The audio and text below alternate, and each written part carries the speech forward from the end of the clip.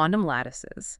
We've got a really fascinating collection of sources on this, everything from like the really basic stuff all the way to some pretty advanced concepts. It should be a really fun deep dive. Yeah, it's an exciting area. It really sits at the intersection of theoretical physics and, potential real-world applications. So, to kick things off, can we maybe just start with a basic definition of what a quantum lattice actually is? So imagine you have a structure that's kind of like a grid or a lattice, but the microscopic level. And instead of this lattice being made of ordinary materials, it's composed of quantum particles. These could be atoms or ions or electrons. And these particles are arranged in these specific patterns, and their interactions determine how the entire lattice behaves. Okay, so it's sort of like a microscopic jungle gym, but for quantum particles? Yeah, that's a pretty good analogy. Yeah. But what makes these quantum lattices so interesting is that they're not just static structures. They're really dynamic systems, and they're governed by the laws of quantum mechanics. And we know that these lattices are super important for cutting-edge fields like quantum computing. Why is that? Well, one of the big reasons is that they have the potential to be used for quantum simulation. Hmm. Imagine being able to simulate the behavior of like a new material before you even try to create it. That would be amazing. Yeah, and that's exactly what quantum lattices allow us to do. By controlling the different parameters of the lattice, we can actually simulate a bunch of different quantum systems, like everything from the behavior of electrons in really weird materials to the way particles interacted in the very early universe. Wow, so we're talking about recreating conditions that existed right after the Big Bang. Pretty much.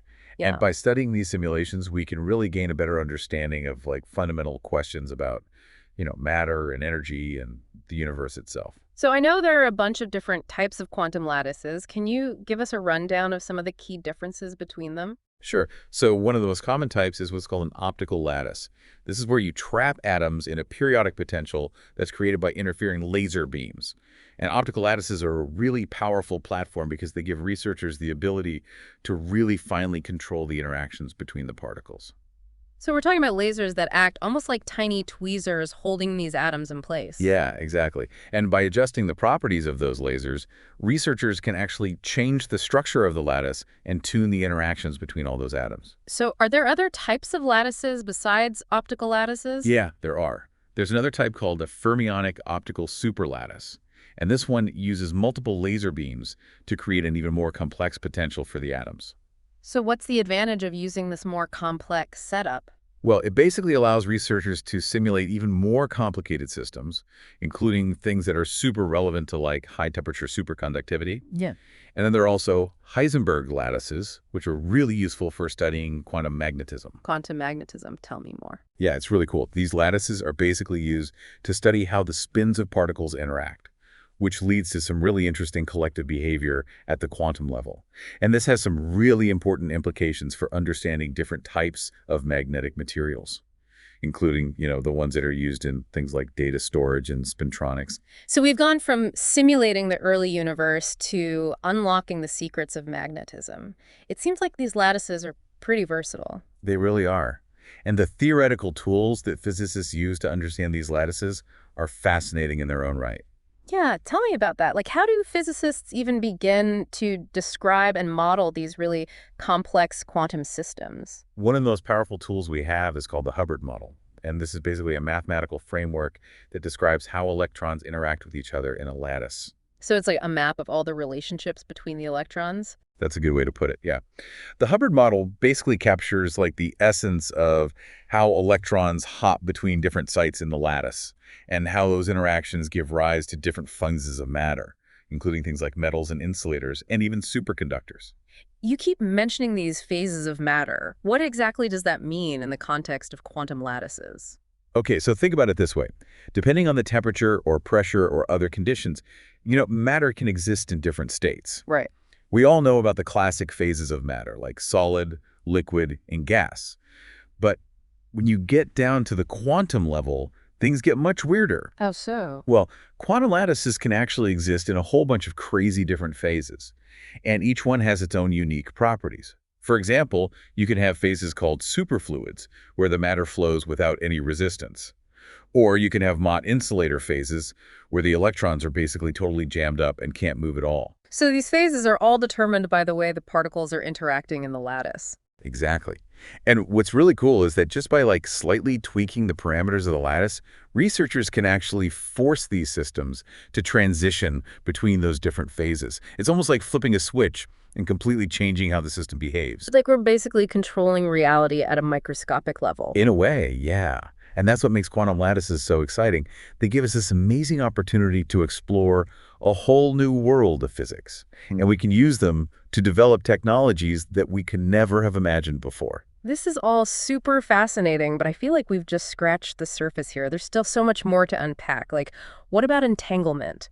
And what about the potential for using these lattices to build quantum computers? You're right, there is. And the sources that you sent in, dear listener, really dive deep into those topics. So are you ready to keep going down this quantum rabbit hole? Yeah, let's keep exploring. All right, so we've talked about how versatile these quantum lattices are and how they can revolutionize fields like material science and help us understand the universe's origins.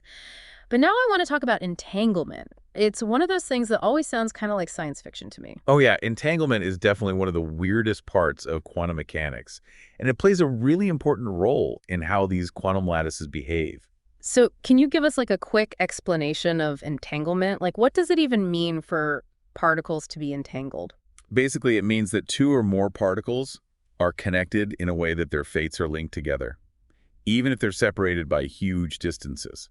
So what you're saying is if I measure the state of one particle, I instantly know something about the state of the other entangled particle, even if they're light years apart. Exactly. It's like they're communicating with each other instantly, no matter how far apart they are. And this spooky action at a distance, as Einstein called it, has been confirmed experimentally over and over again. Okay, that's crazy. So how does this entanglement actually show up in quantum lattices? Well, the thing is, in a quantum lattice, the particles aren't just interacting with their immediate neighbors. The entanglement can actually create these long-range correlations across the entire lattice, which leads to some really wild phenomena. So it's like there's this secret network connecting all the particles, and that network influences how the whole lattice behaves. Yeah, that's a good way to think about it. And we can actually measure this entanglement using something called entanglement entropy. Entanglement entropy, what is that? Basically, it measures how entangled a specific region of the lattice is with its surroundings. It tells us how much information is being shared between those two regions because of the entanglement. So if the entanglement entropy is higher, that means the particles are more strongly connected. Exactly. And one of the coolest things that physicists have figured out recently is something called the area law for entanglement entropy. Okay, tell me about the area law. So the area law says that in a lot of quantum systems, the entanglement entropy is actually proportional to the area of the boundary that separates two regions, and not the volume of those regions. Wait, really? That doesn't seem very intuitive. Wouldn't you think that the amount of entanglement should depend on, like, how many particles are in those regions, not just the size of the boundary? Yeah, that's what makes the area law so weird.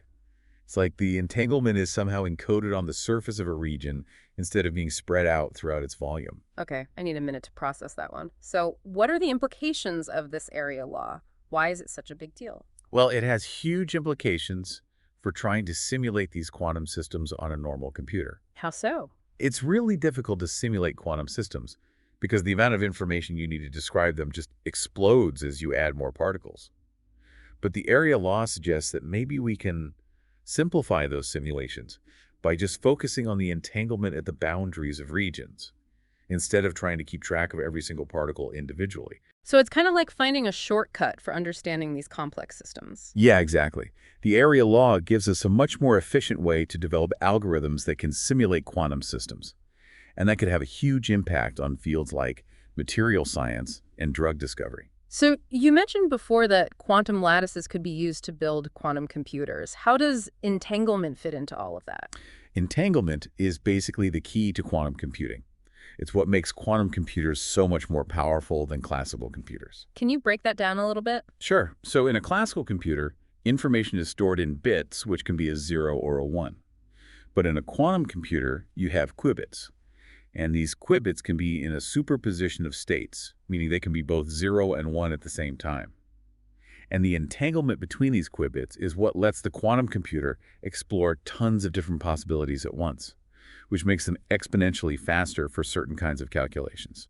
Okay, I'm starting to see how this could be super powerful. So, what are the kinds of problems that quantum computers are really good at solving? They're really good at problems that involve searching through massive data sets, factoring really big numbers, and even simulating other quantum systems. So, we're talking about breaking encryption codes, designing new materials, maybe even discovering new Yeah, drugs. exactly. Quantum computers have the potential to completely revolutionize all those fields, and probably more that we haven't even thought of yet. Now, I know from the research that you sent that there are different ways to build quantum computers. Where do quantum lattices fit into all of that? Well, quantum lattices are actually a really promising platform for building certain types of quantum computers, especially something called topological quantum computers. What's so special about topological quantum computers? Well, the big idea behind them is that they encode information in the topological properties of the lattice, and that makes them much more robust to errors. So you mean these topological quantum computers are less likely to be affected by noise and decoherence, which are big challenges in building any kind of quantum computer? Exactly. Topological quantum computers basically give us a way to build fault-tolerant quantum computers that can still work reliably, even with the imperfections that come with building them in the real world. That sounds really promising. But what are some of the challenges that scientists are facing in trying to build these topological quantum computers? One of the biggest ones is finding materials that have the right kind of topological properties at temperatures that are practical for quantum computing. So it all comes down to the materials.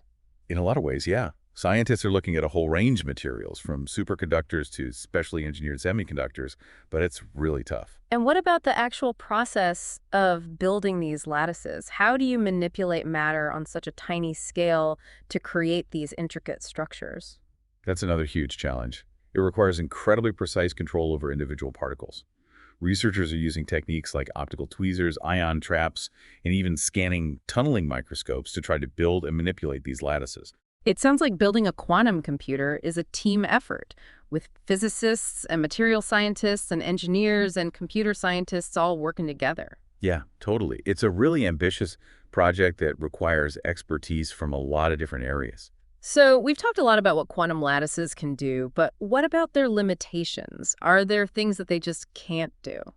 That's a great question. And honestly, while quantum lattices are super versatile, they're not magic. They won't just replace classical computers for everything. So they're more like specialized tools for certain types of problems? Yeah, exactly. Yeah. They're really good at problems that are specifically related to quantum mechanics, like simulating other quantum systems or factoring those large numbers. And what about the ethical implications? I know some of the articles you sent touched on concerns about the potential for misuse of quantum computing in general. Yeah, those are valid concerns. Like with any really powerful technology, there's always the potential for misuse. So it sounds like it's really important to have these conversations about the ethics alongside all the scientific advancements. Totally. It's super important to consider what the impact of quantum computing will be on society Yeah. and make sure that it's developed and used responsibly. Yeah, we have to think about the big picture. Definitely.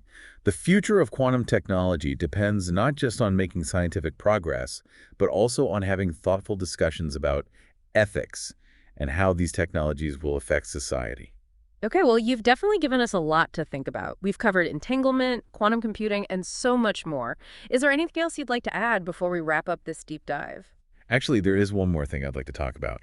It's this really fascinating idea called holography. Holography, like the 3D images you see on credit cards and stuff. Not exactly, but it's kind of related. In physics, holography is this idea that some quantum systems, especially ones like these quantum lattices, might actually be holographic projections of higher dimensional spacetimes. Hold on, are you saying that a two-dimensional quantum lattice could actually be a projection of a three-dimensional space? Or even something with more dimensions? That's exactly what it means. It's a really mind-blowing concept, and it's definitely one of the most cutting-edge areas of physics right now. Okay, now you're really pushing the limits of my imagination here. But this is super interesting. What are the implications of this holographic principle? Why should we care? Well, for one thing, it could completely change how we understand gravity and the nature of space-time. It suggests that gravity might not be a fundamental force after all, but rather an emergent phenomenon that comes from the entanglement of quantum particles in a lower dimensional system. So gravity might just be a side effect of entanglement. That's crazy. I know, right? And that's one of the reasons physicists are so excited about quantum lattices. They might be the key to unlocking some of the biggest mysteries of the universe. All right, my brain is officially melting. But this is what makes these deep dives so awesome. We get to explore the absolute cutting edge of human knowledge. And we're really just getting started. There's so much more to discover. You know what? I think I need a break to let all of this sink in. Me too. We've definitely covered a lot of ground in this deep dive into quantum lattices. Welcome back to the deep dive. We've been on quite a trip exploring these quantum lattices. We've talked about their structure, how they could change fields like computing and material science. Yeah, it's amazing how these systems follow the rules of quantum mechanics and can show us things like entanglement and those strange phases of matter that we're only just starting to understand.